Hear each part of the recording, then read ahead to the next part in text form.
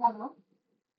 হ্যাঁ, আপনি একটু সবাইকে বলে দিন ক্লাসে অ্যাটেন্ড করতে। আর রিসেপশনের ক্লিয়ারের সাথে আমি যোগাযোগ করতে পারতেছি না। তো আপনি একটু রিসেপশনে যদি ইনফর্ম করা যায় 7:15 থেকে ক্লাস শুরু হবে, ঠিক আছে?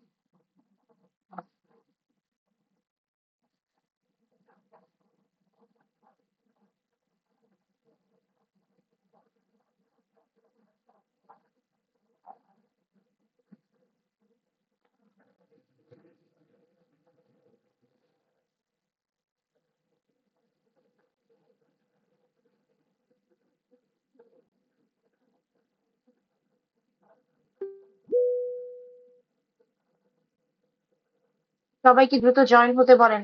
রাকিব হোসেন।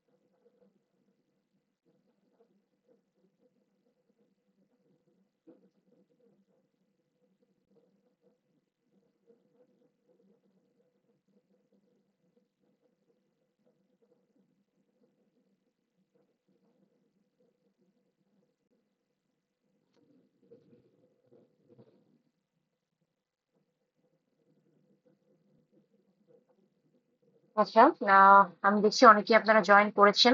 তো বাকিরা জয়েন হতে থাকুক। মিডের পর আমাদের আজকেই প্রথম ক্লাস।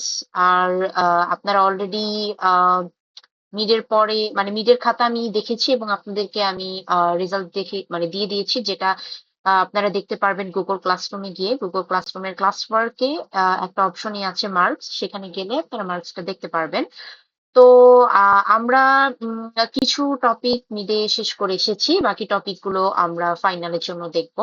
তো ফাইনালের জন্য যেই টপিক গুলো দেখবো সেটার একটা পিডিএফ আমি আপনাদেরকে দিয়ে দিয়েছি, সেটা হচ্ছে হাইড্রোলিক জাম্প। বাকিগুলো আমি পরবর্তীতে যখন আবার পড়াবো তখন হচ্ছে দিব। তো আপাতত আজকে আমরা হাইড্রোলিক জাম্প নিয়ে পড়াশোনা করব, তো ভাবলাম যে ওটাই আমি আপলোড করে দিই।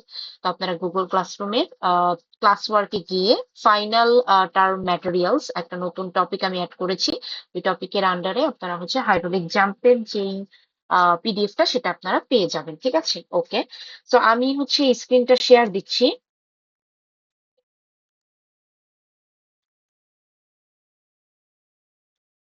আচ্ছা, হোপফুলি সবাই দেখতে পাচ্ছেন। তো আজকে আমরা পড়াশোনা করব হাইড্রোলিক জাম্প নিয়ে। তো প্রথমে আমাদেরকে বুঝতে হবে হাইড্রোলিক জাম্পটা আসলে কি এবং এটা কখন আহ মানে সংঘটন হয়ে থাকে। তো আমরা চলে যাই সরাসরি ইন্ট্রোডাকশনে। In open channel, when a supercritical flow is made to change abruptly to subcritical flow, the result is usually an abrupt rise of water surface. মানে কোনো একটা চ্যানেলের ফ্লো সুপারক্রিটিকাল থেকে যখন হঠাৎ করে চেঞ্জ হয়ে সাবক্রিটিকালে চলে যায়, তখন এই যে ওয়াটার ফ্লোটা ছিল এই ওয়াটার ফ্লোটা হঠাৎ করে খুব মানে হঠাৎ করে একটা রাইজ দেখা যায়, ঠিক আছে, বা উচ্চতা দেখা যায়। সেই ফেনোমেনন বা ফিচারটাকে বলা হয় হাইড্রোলিক জাম্প। তো আমরা যদি একটু চিত্রে চলে আসি, চিত্রে আমরা হচ্ছে দেখতে পারবো এখানে বলা হয়েছে যে ইট ইজ ইউজার আচ্ছা, it usually results when two control, one from upstream and other from downstream, operate on the same reach of a channel. মানে দুইটা কন্ট্রোল যদি থাকে, যে এই সাইডে একটা কন্ট্রোল এই সাইডে একটা কন্ট্রোল, কন্ট্রোল বলতে আসলে বাদ বোঝানো হয়ে থাকে কোন একটা নির্দিষ্ট সেকশনের ওয়াটার নিয়ে যখন আমরা কাজ করি তখন দুই সাইডে আমরা যদি কন্ট্রোল বা বাদ দিয়ে দিই তাহলে সেইখানের জিনিসগুলোকে ডিফাইন করতে আমাদের জন্য ইজি হয়। তো এখানে যখন দুইটা কন্ট্রোল দিয়ে দেওয়া হবে তখন নর্মালি যেটা ভাবা হয় যে একটা থাকবে আপস্ট্রিমের আর একটা থাকবে ডাউনস্ট্রিমের, ঠিক আছে? The upstream control produces supercritical flow. তার মানে আপস্ট্রিমে যেই ফ্লোটা থাকবে সেটা নর্মালি সুপার ক্রিটিক্যাল হয়ে থাকে, এবং ডাউনস্ট্রিমে যেটা আছে সেটা হয়ে থাকে হচ্ছে গিয়ে সাবক্রিটিক্যাল ফ্লো। এবং তারপরে এরা দুইজন মিলে একটা জাম্প তৈরি করে থাকে বা একটা রাইজ অফ ওয়াটার তৈরি করে থাকে, যেটাকে হাইড্রোলিক জাম্প বলা হয়ে থাকে। ঠিক আছে, ওকে। তো এখানে হচ্ছে ছোটখাটো অংশ দেওয়া আছে, যেমন এল জেড কি, এগুলো আমরা হচ্ছে একটু পরে আস্তে আস্তে যখন ডিটেইলসে যাব তখন আমরা দেখব। ঠিক আছে, ওকে। তো এখানে আমরা একটু দেখি যে the depth of flow before the jump is known as initial depth. কোনো একটা জাম্পের আগে যে ডেপথ থাকে ওয়াটারের সেটাকে ইনিশিয়াল ডেপথ বলে, এবং জাম্প হয়ে যাওয়ার পর ওয়াটারের যে ডেপথ আমরা পেয়ে থাকি সেটাকে কনজুগেট বা সিকোয়েন্ট ডেপথ বলা হয়ে থাকে। The strength of a jump is determined by Froude number before the jump. জাম্পের আগে কোনো একটা হাইড্রোলিক জাম্প কতটুকু স্ট্রেংথের হবে সেটা ফ্রাউড নাম্বার দিয়ে ডিটারমাইন করা হয় বা নির্ণয় করা হয়ে থাকে। ঠিক আছে, এবং the jump is accompanied by considerable turbulence and energy dissipation. এবং এই জাম্পের ফলে অনেক টার্বুলেন্সি এবং এনার্জি ডিসিপেশন মানে শক্তির ক্ষয়ের দেখা আমরা দেখতে পারি আর কি। আচ্ছা, এখন প্র্যাকটিক্যাল অ্যাপ্লিকেশন আমাদেরকে দেখতে হবে যে হাইড্রোলিক জাম্পের প্র্যাকটিক্যাল অ্যাপ্লিকেশনটা ইঞ্জিনিয়ারিং সেক্টরে কি কি। এটা খুবই ইম্পর্টেন্ট এক্সামের জন্য। ঠিক আছে, ওকে। তো প্রথমটা হচ্ছে বলা হয়েছে যে the dissipation of kinetic energy in high velocity flow over weir spillway gate and other hydraulic structure to prevent scouring. প্রথম এনার্জি মানে প্রথম অ্যাপ্লিকেশনটা কি তাহলে? সেটা হচ্ছে প্রথমটা হচ্ছে টু প্রিভেন্ট স্কাউরিং ডাউনস্ট্রিম, মানে ডাউনস্ট্রিমে যাতে স্কাউরিং না হয় বা এই যে বেড থাকে, চ্যানেল বেড, সেই বেডটা যাতে ক্ষয়ে না যায় সেটা প্রিভেন্ট করে থাকে। ঠিক আছে, আপনাদের যদি মনে হয় এত বড় লাইন লিখতে পারতেছেন না, তাহলে টু প্রিভেন্ট স্কাউরিং ডাউনস্ট্রিম এটুকু লিখলেও হবে। তারপরে the increase of depth of water in channel for irrigation and water distribution purpose. তার মানে ইনিশিয়াল যে ডেপথটা থাকে সেটা যদি আমি বাড়াই দেই, সেটা কি পারপাসে কাজ হয়ে থাকে বা হেল্প করে থাকে, সেটা হচ্ছে ইরিগেশন মানে চাষাবাদে এবং ওয়াটার ডিস্ট্রিবিউশনে। ওয়াটারটাকে বিভিন্ন আহ আহ, কি বলে একটা পাইপ সিস্টেমে বা যে কোনো কিছুতে যদি ডিস্ট্রিবিউট করতে চান সেই পারপাসে এটা হেল্প করে থাকে। তারপরে 3 নম্বরটা হচ্ছে that increase of the discharge of a switch by repelling the tailed water so that it works under free flow condition. ডিসচার্জের পরিমাণটা যদি বাড়ায় দেন তাহলে যেটা হবে, টেইল ওয়াটার বলতে ডাউনস্ট্রিমের যেই মানে ওয়াটারটা সেটাকে টেইল ওয়াটার বলা হয়ে থাকে। এবং যদি ডিসচার্জ আপনি বাড়ায় দেন সুইচ গেট বলতে, গেট বলতে কিন্তু আমরা বাঁধ বুঝে থাকি, তো সেই বাঁধের যদি ডিসচার্জ আপনি বাড়ায় দেন বা ডিসচার্জ বেশি পরিমাণ থাকে, তাহলে সেখানে হচ্ছে কি ফ্রি ফ্লো কন্ডিশন তৈরি হয় এবং ওয়াটার ফ্রিলি মুভ করতে পারে। এবং এই আহ এটার ফলে হচ্ছে কি যে কোনো বন্যার সময় হচ্ছে গিয়ে ডিসচার্জ বেড়ে গেলে মানে বন্যার পানিগুলো হচ্ছে খুব সহজভাবেই কিন্তু মানে চলে যেতে পারে, এবং সেখানে কিন্তু জলাবদ্ধতা সৃষ্টি হওয়ার সম্ভাবনা কম। তারপর হচ্ছে আপলিফট প্রেসার যদি রিডাকশন হয়, মানে uplift the reduction of uplift pressure under a structure by increasing weight, মানে এই যে শুরুর দিকে যে প্রেসার ছিল সেটাকে চাইলে কমানো যায়। তারপরে the mixing of chemical for water purification, water পিউরিফিকেশনের জন্য যদি কোনো কেমিক্যাল মিক্স করতে চান সেক্ষেত্রেও হাইড্রোলিক জাম্প গুরুত্বপূর্ণ ভূমিকা পালন করে। আরেকটা হচ্ছে এরেশন অফ ফ্লো। আচ্ছা, এরেশন অফ ফ্লো আর রিমুভাল অফ এয়ার পকেট, এই দুইটা আসলে একই সাথে কাজ করে। আপনি হচ্ছে গিয়ে এরেশন বলতে বোঝানো হয় বাতাস প্রবেশ করানো, এবং এরেশনের মাধ্যমে যদি ওই ওয়াটারের মধ্যে কোনো এয়ার পকেট থাকে বা বাবল থাকে সেটা সরে যায়। ঠিক আছে, এগুলো হচ্ছে অ্যাপ্লিকেশন, এটা কিন্তু খুব ইম্পর্টেন্ট। আচ্ছা, তারপরে চলে যাব আমরা টাইপ অফ জাম্পে। এটাও ভেরি ভেরি ইম্পর্টেন্ট, কারণ কিছুক্ষণ পর আমরা একটা ম্যাথ দেখবো, সেই ম্যাথের ক্ষেত্রে এই টাইপটা আপনাদেরকে অবশ্যই জানতে হবে। ঠিক আছে, সহজ ভাবে যদি আমি একটু বলি যে ফ্রাউড নাম্বার তো অলরেডি আপনারা শিখে আসছেন কোন সূত্র দিয়ে করতে হয়, V divided by root GD. তো ফ্রাউড নাম্বারের যেই যেই মানে ফ্রাউড নাম্বার বের করতে যেই যে ইনফরমেশন গুলো লাগবে সেগুলো আপনাকে কোশ্চেনে দিয়ে দেওয়া থাকবে, এবং আপনাকে ফ্রাউড নাম্বারটা বের করে দেখতে হবে সেটা রেঞ্জ কেমন। যদি 1 থেকে বড় এবং 1.7 থেকে কম হয় তাহলে আন্ডুলার জাম্প। ঠিক সেম ভাবে এখানে টোটাল 5টা টাইপ দেওয়া আছে, এবং লাস্টেরটা হচ্ছে গিয়ে স্ট্রং জাম্প, এবং এটা হচ্ছে 9-এর থেকে বেশি হলে। ঠিক আছে, এবং এখানে হচ্ছে অনেক টাইপের মানে ডিটেলস আছে, এত ডিটেলস লাগবে না। আপনাকে যদি টাইপস অফ জাম্প বলা হয়ে থাকে শুধু আপনি কন্ডিশনটা লিখবেন, এবং সেটা এই কন্ডিশনে কোন জাম্প সেই জাম্পটা লিখলেই হবে। কিছু কিছু ক্ষেত্রে আমরা কিন্তু ছবিও মানে আঁকতে চাই, মানে আঁকতে দেই, যে হচ্ছে ড্র দ্য জাম্প বা draw the types of jump, name the jump and draw the types of jump. সেক্ষেত্রে কিন্তু আপনাকে ছবিও আঁকতে হবে। ঠিক আছে, এখানে টোটাল 5টা টাইপের আন্ডারে 5টা চিত্র দেয়া আছে। ঠিক আছে, সো ফিগার গুলো আপনারা একটু দেখে নেবেন। আচ্ছা, এরপরে আমরা চলে যাব সিকোয়েন্ট ডেপথ আমরা একটু আগে দেখে আসছি যে জাম্পের পরে যে ডেপথ আমরা পেয়ে থাকি সেটাকে সিকোয়েন্ট ডেপথ বলা হয়ে থাকে, এবং এই ডেপথ গুলা বা এই ডেপথে আমরা যে জাম্পটা পাই সেইখানে কিন্তু অনেক বেশি মানে এনার্জির ক্ষয় হয়, এনার্জি ডিসিপেশন হয়, কারণ একটা জাম্প যখন হবে তখন অবশ্যই এমনি এমনিতে হবে না, অবশ্যই সেটার পিছনে অনেক বেশি এনার্জি প্রিন্সিপাল কাজ করে থাকে। ঠিক আছে, সো এখানে হচ্ছে ছোটখাটো একটা কি বলে আপনাকে ডেরিভেশন দেওয়া আছে, এই ডেরিভেশনটা আমরা দেখবো না এই চ্যাপ্টারে, আমরা আপাতত কোনো ডেরিভেশন দেখবো না, পরে যদি লাগে সেটা পরেরটা পরে দেখা যাবে, কিন্তু আপাতত আমরা কোনো ডেরিভেশন দেখবো না। আচ্ছা, এরপরে চলে যাব আমরা লেন্থ অফ জাম্পে। লেন্থ অফ জাম্প এই ছোটখাটো জিনিসগুলোর কিন্তু সংজ্ঞা এক্সামের জন্য খুবই ইম্পর্টেন্ট, এটা কিন্তু আপনাদেরকে দেখতে হবে, অনেক বেশি ডিটেলসে কোয়েশ্চেন না আসলেও অ্যাটলিস্ট আপনাকে সংজ্ঞা বা ডিফাইন এরকম দিয়ে কোয়েশ্চেন আসতে পারে। তো লেন্থ অফ জাম্প বলতে বোঝানো হয় length of jump is the horizontal distance from the front face of the jump to a point immediately downstream from the roller. আমরা যদি একটু এইখানে খেয়াল করি, একদম শুরুতে একদম শুরুতে মানে হরিজন্টাল যে ডিস্টেন্সটা আছে সেটা কোনখান থেকে শুরু হচ্ছে, জাম্পটা যেখান থেকে শুরু হচ্ছে এবং যেখানে গিয়ে জাম্পটা থেমে গেছে বা সমান্তরাল হয়ে গেছে সেটার আগ পর্যন্ত যে ডিস্টেন্সটা, এই দুইটার হরিজন্টাল ডিস্টেন্সটাকে বলা হয়ে থাকবে লেন্থ অফ জাম্প।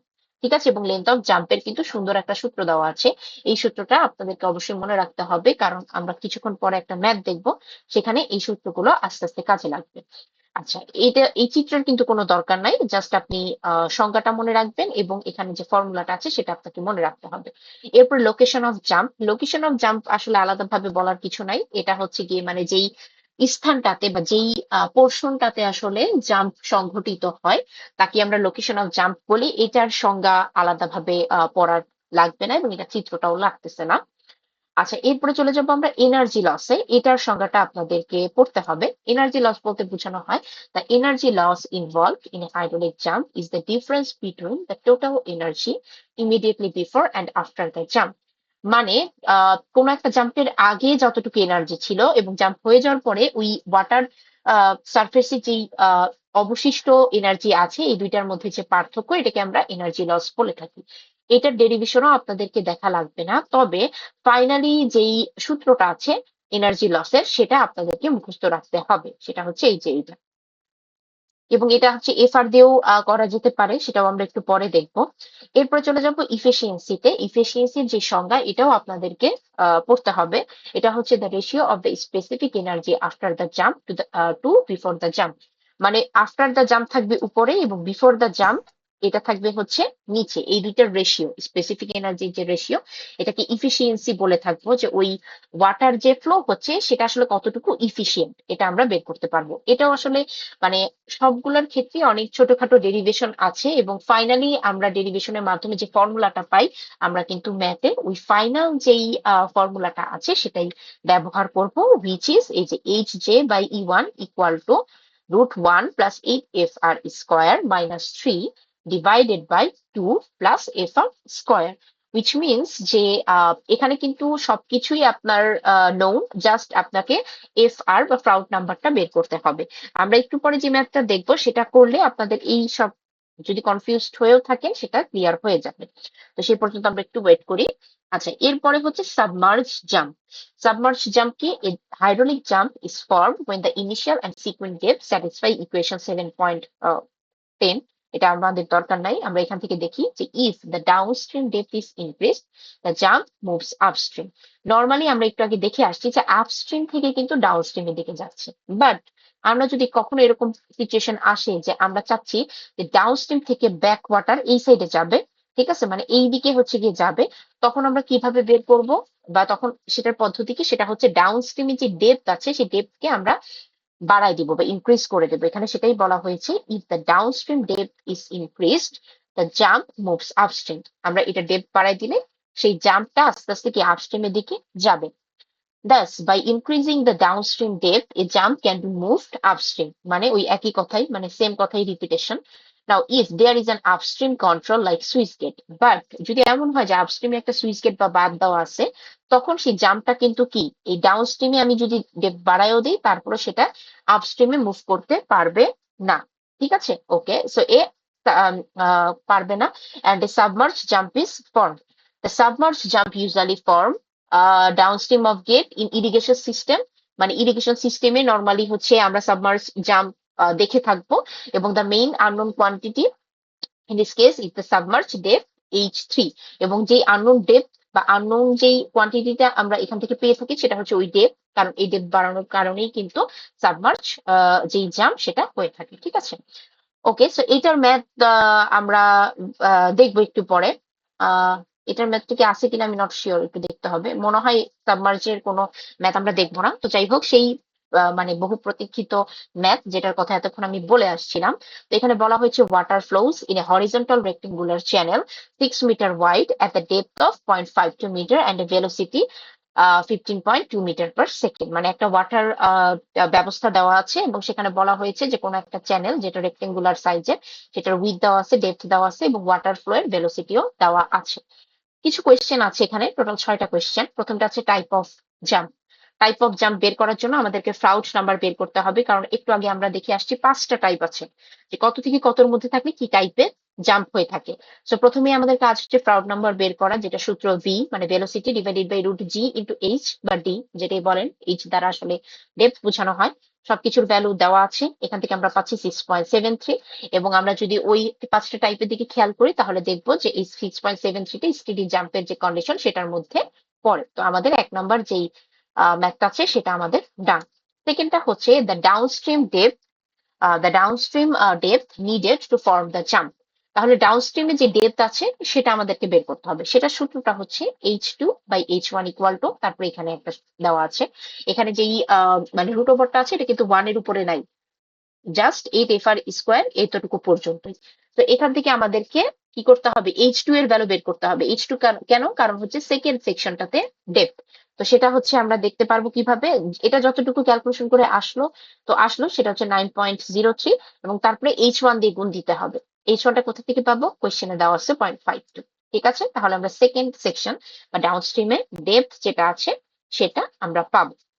আচ্ছা, এরপরে আমরা চলে যাব the horse power dissipation in the jump. Horse power dissipation বলতে মেইনলি এনার্জি ডিসিপেশন বোঝানো হয়, এবং ডিসিপেশন শব্দের অর্থ হচ্ছে ক্ষয়ে যাওয়া বা ক্ষয় হওয়া। ঠিক আছে, ওকে। সো আমরা এখন 3 নম্বরটা দেখবো। 3 নম্বরটা হচ্ছে HL, যেটাকে হর্স পাওয়ার ডিসিপেশন দিয়ে প্রকাশ করা হয়েছে। সেটার সূত্র হচ্ছে যে H2 মাইনাস H1, এটার উপরে cube divided by 4 H1 H2। আমরা H1 এবং H2 দুইটাই এর আগের নাম্বার গুলো থেকে জেনে আসছি। H1 তো দেওয়াই আছে, আর H2 পেয়ে গেছি। সো এটা থেকে আমি HL মানে হেড লস কতটুকু হচ্ছে সেটা আমরা পেয়ে যাচ্ছি 7.47। এবং এটার যে একক সেটা কিন্তু মিটার কেজি পার কেজি। ঠিক আছে, সো একক বা ইউনিট কিন্তু ম্যাথের ক্ষেত্রে খুবই ইম্পর্টেন্ট, এটা আপনাদেরকে অবশ্যই মাথায় রেখে ম্যাথ করতে হবে, কারণ ইউনিট না দিলে কিন্তু সেখানে 1 মার্কস কাটা যায়। তো এখান থেকে HL বা হেড লস যখন আমি পেয়ে গেলাম, তারপরে আমাদেরকে ফাইনালি যেটা কোয়েশ্চেনে চাওয়া হয়েছে যে হর্স পাওয়ার ডিসিপেশন সেটা বের করতে হবে, which is 7.22 rho Q HL divided by 550। ঠিক আছে, তো এখানে রো মানে কি, এটা হচ্ছে ওয়াটারের যে ডেন্সিটি, যেটা 1000। তারপরে কিউ কি, কিউ হচ্ছে ডিসচার্জ। আচ্ছা, তো এখানে আমরা যদি একটু খেয়াল করি, শুরুতেই ডিসচার্জটা বের করে রাখা আছে। আপনি চাইলে শুরুতে বের না করে এই ম্যাথ যখন হবে তখন এই ম্যাথের ক্ষেত্রেও হচ্ছে আপনি করতে পারবেন। ঠিক আছে, সেটা হচ্ছে কিউ। কিউ এর ভ্যালুটা হচ্ছে গিয়ে এ ইন্টু ভি মানে এরিয়া ইন্টু ভেলোসিটিটা আমরা জানি। এরিয়া কি, এরিয়া হচ্ছে উইথ ইন্টু উচ্চতা। তো উইথ দেওয়া আছে, উচ্চতাও দেওয়া আছে কোয়েশ্চেনে, আর ভিও দেওয়া আছে। সেখান থেকে কিউটা বের করেছি, এবং কিউটা আসছে 47। তো এই 47টা আমরা এখানে বসাই দিলাম। HL এটাও একটু আগে আমরা বের করেছি, আর 550 ক্যালকুলেট করলে যেটা আসবে সেটাই হর্স পাওয়ার ডিসিপেশন, এটা ইউনিট। তারপরে 4 নম্বর কোশ্চেনটা বলা হয়েছে দ্য ইফিসিয়েন্সি অফ জাম্প। আচ্ছা, ইফিসিয়েন্সি অফ জাম্প। আচ্ছা, একটু ওয়েট। ম্যাম আপনার ভয়েসটা শুনতে পাচ্ছি না।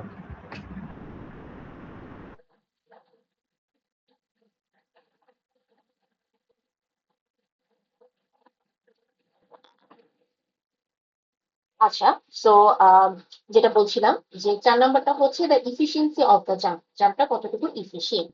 সেটার সূত্র হচ্ছে যে E2/E1 ইকুয়াল টু, তারপরে এখানে হচ্ছে একটা সূত্র, এবং সবকিছুই দেখবেন যে সবগুলো সূত্রের মধ্যে কিন্তু আসলে মিলবে। আমাদেরকে যদি মানে আমরা যদি সাউথ নাম্বারটা বের করতে পারি তাহলে এই ম্যাথটা করা কিন্তু খুব ইজি হবে। ঠিক আছে, তো সাউথ নাম্বার বাদে কিন্তু আর অন্য কোনো কিছুই আমাদের মোটামুটি এই ম্যাথের সময় লাগে না। ঠিক আছে, শুধুমাত্র আপনাদেরকে ফর্মুলা গুলো মনে রাখতে হবে। প্রাউড নাম্বার চাইলে এই যে E2/E1 যেটা আসতেছে হিসাব করলে এখানে হিসাব করে সব থেকে দেওয়া নাই। ঠিক আছে? এটা একটু দেখে নিন আপনারা ক্যালকুলেশন করে ফাইনাল যে অ্যান্সারটা বের করবেন সেটা আপনারা নিজে দিন হবে যেটা আসে সেটাই। আচ্ছা, তারপরে আমরা চলে যাবো 5 নম্বর কোশ্চেনে। 5 নম্বর কোশ্চেনটা হচ্ছে হাইট অফ দ্য জাম্প। আচ্ছা, হাইট অফ দ্য জাম্প মানে জাম্পের হাইট কতটুকু সেটা আমরা একটু দেখি। সেটা হচ্ছে h/1, এটা দ্বারা প্রকাশ করা হয়ে থাকে। মেইন সূত্র হচ্ছে এটা যে 1 plus e inverse square minus 3 divided by 2 plus inverse square. ঠিক আছে? ওকে, সো এখানে যদি আপনি প্রাউড বসায় দেন তাহলে যদি ক্যালকুলেশন আসে এরকম। এটাকে কিন্তু পার্সেন্টেজে আপনাকে মানে প্রকাশ করতে হবে। right? আর যদি কারো মনে হয় যে না পার্সেন্টেজ করবে না তাহলে একটু পরিবর্তন রাখতে পারবেন। কিন্তু 0% হিসেবে আবার পার্সেন্টেজ দিয়ে 100 দিয়ে গুণ দিয়ে কিছু একটা পার্সেন্টেজ দিয়ে সেটাই খেয়াল রাখতে পারছি। এরপরে লাস্টে যে কোশ্চেনটা আমাদের করা হয়েছে সেটা হচ্ছে অফ দ্য জাম্প। জাম্পের লেন্থ কত যেটা আমরা দেখে আসছিলাম হরিজন্টাল একটা ডিসটেন্স বলা হচ্ছে। তো লেন্থের ক্ষেত্রে দুটো ইকুয়েশন আছে যার যে ইকুয়েশন সেটা করতে পারি না। ম্যাম আপনার ভয়েসটা ঠিক মতো আসতেছে না। আচ্ছা, এখন শোনা যাচ্ছে? আগে থেকে কি একটু বেটার? জি জি ম্যাম। ম্যাডাম, এটা ঠিক জি আছে। ম্যাম, শোনা যাচ্ছে। ওকে, ঠিক আছে। না আসলে ইয়ারবাডে মাঝে মধ্যে সমস্যা হয় কি আমি নিজেও বুঝি না, যাই হোক। আচ্ছা, সো লেন্থ অফ জাম্পের ক্ষেত্রে আপনাদের দুইটা অপশন আছে, ঠিক আছে? একটা হচ্ছে আহ, আপনি চাইলে 6.1 H2 এটা দিয়েও করতে পারেন, আর আরেকটা হচ্ছে গিয়ে LZ, এখানে হচ্ছে সরাসরি সূত্র আছে যে 9.75 H1 FR minus 1 to the power 1.01। ঠিক আছে, দুইটার ক্ষেত্রে কাছাকাছি অ্যান্সারই আসবে, একটা 29 আসে আর একটা 28 আসে। তো আমি বলবো এটা দিয়ে করতে। যদি এমন হয় কারণ আপনি H2 অলরেডি কিন্তু এই যে একটু আগে বের করে আসছেন এই যে 4.7, তো আমি জাস্ট 6.1 দিলে আমি পেয়ে যাচ্ছি। কিন্তু যদি আপনাকে কোয়েশ্চেনে মানে স্পেসিফিক ভাবে বলে দেয় যে আপনাকে সেলফ স্টার ফর্মুলা দিয়েই করতে হবে, তখন কিন্তু আবার আপনি এইটা করলে হবে না, তখন আপনাকে কিন্তু এটা দিয়েই করতে হবে। ঠিক আছে, সুতরাং আহ দুইটাই জেনে রাখবেন। এবার তারপরে হচ্ছে যেটা কোশ্চেনে চাই, যদি স্পেসিফিক ভাবে বলা না থাকে কিছু, সেক্ষেত্রে হচ্ছে আপনার যদি মনে হয় যে না আমি যে কোনো একটা দিয়ে করব সেটা করতে পারেন। ঠিক আছে, আবার এমনও হতে পারে যে কোশ্চেনে দেখা গেল এখানে তো যে মনে করেন 6টা কোশ্চেন আছে, এখন মনে হলো আমাদের কাছে যে আমরা এক্সামে হচ্ছে 3টা কোশ্চেন দিব, আমরা 6টা কোশ্চেন দিব না বাই চান্স, এবং সেই 3টা কোশ্চেনের মধ্যে ধরেন H2 বের করার যেই কোশ্চেনটা সেটা আমি দিলাম না, তখন কিন্তু আমি আপনাদের লেন্থ অফ জাম্প এই কোশ্চেনটা দিলাম, তখন কিন্তু আবার ইস্টু আপনাকে আলাদা বের করে তারপরে কিন্তু আপনি যদি এই সূত্র ব্যবহার করতে চান তখন এটা করতে হবে। ঠিক আছে, তো এগুলো একটু খেয়াল রেখে করলেই হবে। এখানে ইন টোটাল কিন্তু মানে জাস্ট একটা ম্যাথই আছে, মেইনলি আসলে জাম্পের এই একটা ম্যাথের মধ্যেই 6টা কোশ্চেন চাওয়া হয়েছে। এখানে যেহেতু ফর্মুলা গুলা অনেক বড় বড়, যার কারণে আমরা আর ডেরিভেশনে আপাতত দেখতেছি না। ঠিক আছে, পরবর্তীতে যদি মনে হয় যে ডেরিভেশন দুই একটা দেখবো সেটা পরেরটা পরে, বাট আপাতত আমি ডেরিভেশন দেখাচ্ছি না, কারণ ফর্মুলা গুলো আপনাদের মনে রাখতেও একটু কষ্ট হবে। আর এখানে কিন্তু ম্যাথের মধ্যে শুধু FR মানে প্রাউড নাম্বার এটা বের করলেই আপনাদের জন্য যথেষ্ট, বাকি সবকিছুই কিন্তু আহ মানে মানে আর এখানে আর তেমন কিছুই লাগতেছে না, জাস্ট এই হর্স পাওয়ার ডিসিপেশনে শুধু ডিসচার্জের ভ্যালুটা আপনাদেরকে বের করতে হবে, সেটাও আবার যে যে ইনফরমেশন দরকার সেগুলো সব সরাসরি কোশ্চেনে দেওয়া থাকবে। ঠিক আছে, তো জাম্পের এই একটা ম্যাথই আছে, এই ম্যাথ একটা ম্যাথ আছে মানে কি বুঝতে হবে আপনাকে, যে এই টাইপের ম্যাথ কোশ্চেন মানে কোশ্চেনে আসার পসিবিলিটি অনেক বেশি। ঠিক আছে, সুতরাং জাম্প থেকে একটা ম্যাথ যদি আসে এই একটা ম্যাথই খুব ভালো মতো আপনাকে প্র্যাকটিস করতে হবে, এবং ফর্মুলা কিন্তু কোশ্চেনে দেওয়া থাকবে না, কারণ আপনার এই ম্যাথের ক্ষেত্রে দুইটাই আপনার মানে কাজ, সেটা হচ্ছে এক ফর্মুলা মুখস্থ করা, আর দুই হচ্ছে প্রাউড নাম্বার যেটা FR সেটা বের করা। ঠিক আছে, আচ্ছা এখন যদি আসি যে কোশ্চেনের ক্ষেত্রে মানে থিওরির ক্ষেত্রে যে কি কি আসতে পারে, তো আমি কিন্তু এই কথাগুলো রিপিট করব না, আপনাদের রেকর্ড দেওয়া থাকবে, রেকর্ড পরবর্তীতে আপনারা দেখে নেবেন। তো হাইড্রোলিক জাম্পের ক্ষেত্রে যদি থিওরির কথা বলি, আপনারা কিভাবে প্রিপারেশন নিবেন এক্সামে যখন পড়বেন, হাইড্রোলিক জাম্প কাকে বলে এটা তো খুবই কমন, এটা তো আপনাকে দেখতেই হবে। তো তারপরে হচ্ছে হাইড্রোলিক জাম্প কেন হয়, ঠিক আছে, বা কখন হয়, সেটার অ্যান্সারটা কিন্তু এখানে আছে।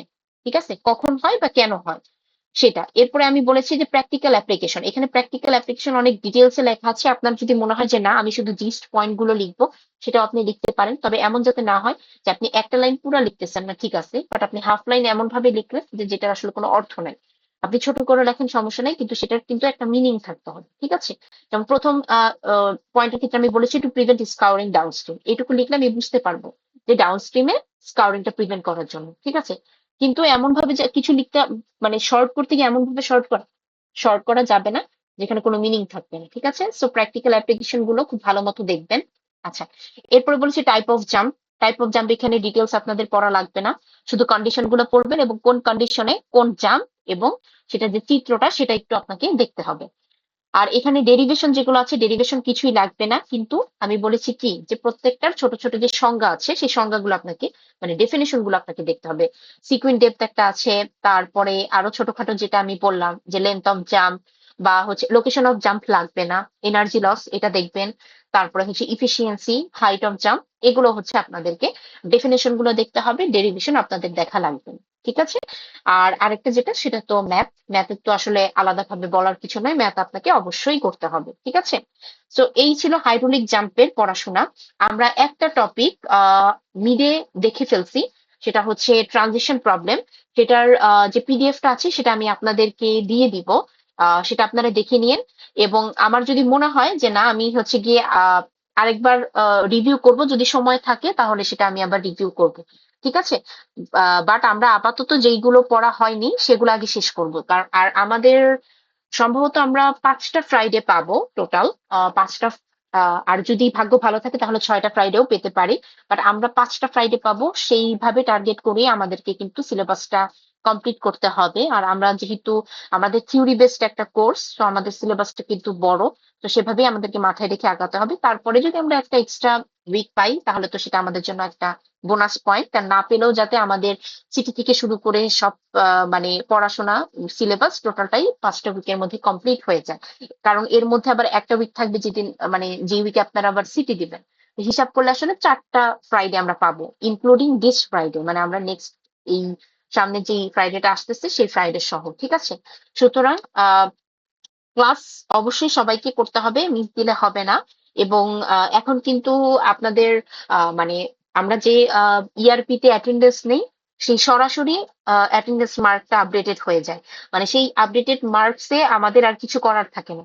সুতরাং আপনি ক্লাস করছেন কি করছেন না সেটার উপরেই কিন্তু আপনার মার্কিংটা হয়ে যাচ্ছে, ঠিক আছে? তো মিডিয়া আমি দেখেছি অনেকেই ক্লাস করেন নাই, ম্যাক্সিমামই আমি দেখেছি যে 2-1টা ক্লাস করেছেন, বাকি ক্লাস করেন নাই। এবং আমি ঘুরাই ফিরাই কিছু চেনা মুখ যাদেরকে সবসময় আমি ক্লাসে পাই, দেখা গিয়েছে ঘুরাই ফিরাই সব ফ্রাইডেতে তারাই আছে, হয়তো সিটির দিন সবাই আসতেছেন সিটি উপলক্ষে। কিন্তু এরকম করলে কিন্তু আলটিমেটলি ফাইনাল পর্যন্ত যে কয়টা ক্লাস আমরা পাবো, সে কয়টা ক্লাসের পরে অ্যাটেন্ডেন্সে খুবই ভেরি পুয়ার মার্ক হয়ে যাবে, সেখানে কিন্তু আমাদের আর কিছু করার থাকবে না। সুতরাং আজকে থেকে শুরু করে যে কয়টা ক্লাস আমরা পাবো ফাইনালের জন্য, অবশ্যই অবশ্যই ক্লাসগুলো সবাই করবেন। এবং নেক্সট ফ্রাইডে যেটাতে প্রথম ক্লাস থাকবে, অনেকেই মানে আপনাদের এরকম একটা টেন্ডেন্সি থাকে যে ফার্স্ট ফ্রাইডে মনে হয় ক্লাস হবে না, তো ক্লাসে না যাই, এটা করবেন না, ঠিক আছে? কারণ আমরা নেক্সট ফ্রাইডেতেও কিন্তু কোনো একটা টপিক পড়বো যেটা হয়তো আপনার এক্সামের জন্য ইম্পর্টেন্ট। অনলাইন ক্লাসগুলোর রেকর্ডিং দেওয়া সম্ভব হয়, কিন্তু অফলাইন ক্লাসগুলো যেটা ফ্রাইডেতে করেন সেগুলোর কিন্তু কোনো রেকর্ডিং থাকে না। তো সেটা আসলে যদি কোনো একটা ইম্পর্টেন্ট টপিক আমি ফ্রাইডেতে পড়াই ফেলি, সেটা যে আমি আবার আরেকটা ক্লাস জুড়ে অনলাইনে আমি রিপিট করে পড়াবো সেটারও কিন্তু আমরা সময় পাই না বা সুযোগ থাকে না, ঠিক আছে? সুতরাং আপনাকে ক্লাসগুলো করতে হবে, তাহলেই আলটিমেটলি এক্সামে ভালো করতে পারবেন। আচ্ছা, যাই হোক, অনেক কথা বলে ফেললাম, আমি একটু ক্লাস অ্যাটেন্ডেন্সটা নিব। আপনারা হচ্ছে আমি শুরুতে হচ্ছে এ সেকশনের অ্যাটেন্ডেন্স নিব। যারা একবার আমাকে প্রেজেন্ট দিবেন তাদের ডাবল করে প্রেজেন্ট দেওয়ার কোনো প্রয়োজন নাই, আমি শুনতেছি, ঠিক আছে? সো আমি প্রথমে এ সেকশনের নিচ্ছি, সবাই একটু রেসপন্স করবেন। Roll 1, Yes, ma'am. 4, জি ma'am. 5, 6, 7, Yes, ma'am. Ma'am, 6. Yes, ma'am. 6 আছেন, 7। Yes, ma'am. সবাই মিউট করে দিন, ঠিক আছে? ম্যাম আপনার ভয়েস ক্লিয়ার না, ভয়েস শোনা যাচ্ছে না ক্লিয়ার মতো। সবাই একটু মিউট করে দেন। Roll 8, Yes, ma'am. 9, 10, 13, Yes, ma'am. 14, 15, yes ma'am. 18, Yes, ma'am. 20, Yes, ma'am. 21, Yes, ma'am. 22, Yes, ma'am.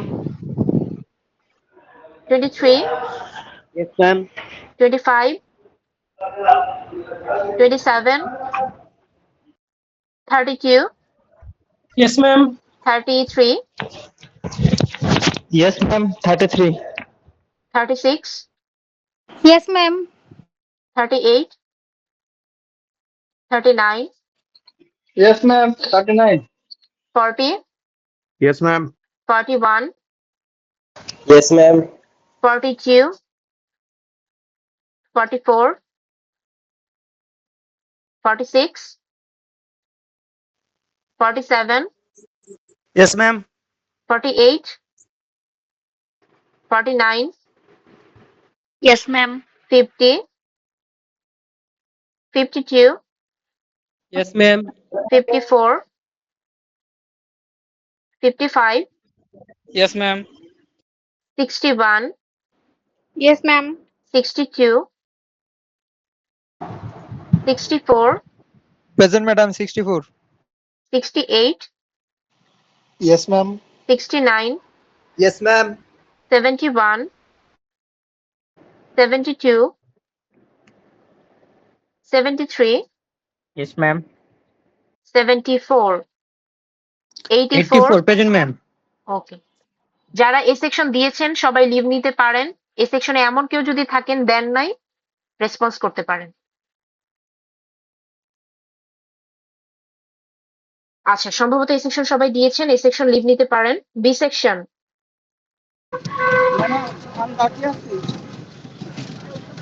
Role বলেন। 42. ওকে, 42। আচ্ছা, এখন বি সেকশন 74, 75, 78, 83, জি ম্যাম 86, 87, 88, 89, 90, প্রেজেন্ট ম্যাম 92, 90 আছেন, 92, 93, 94, 96, 98, Yes, ma'am. 98. 100, 105, yes ma'am 8, 9, 113, 15, yes ma'am 16, 18, yes ma'am 19, yes ma'am 21, 23, Yes, ma'am. 24, yes ma'am 25, 28, 31, 32, 36, yes ma'am 37, 40, 42, 45, 50, yes ma'am 51, 52, yes ma'am 54। B সেকশনে যারা বলেছেন সবাই কি দিয়েছে? কেউ আছেন যে মিস করে গেছেন?